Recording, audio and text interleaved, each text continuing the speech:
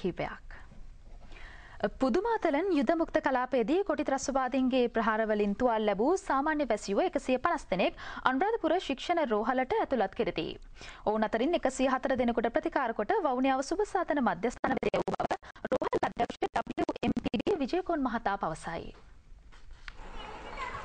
රෝහල් ගත කිරීමට පෙර එම තුවාලකරුවන් දින 4ක් පමණ නිරාහාරව සිටි බවද වාර්තා විය.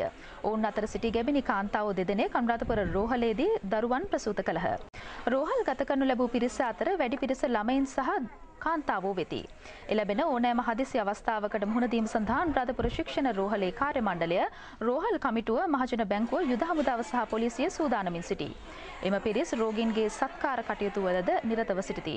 කොටි රසවාදීන් කිසිදු මානුෂීය ගුණාංගයකට ගරු නොකරන අතිශය ම්ලේච්ඡ මිනිමරුවන් පිරිසක් බව ඔවුන්ගේ ප්‍රහාරවලට ලක් වූ මෙම අහිංසක ජනතාවගෙන් ඔප්පු වන බව සත්කාර සේවා අධීක්ෂණයට වැඩම කළ රෝහල් කමිටුවේ සභාපති නුවරගම් පළාතේ ප්‍රධාන සංඝනායක පූජ්‍ය නුගේතැන්නේ පඤ්ඤානන්ද ස්වාමින් වහන්සේ කියා සිටිති.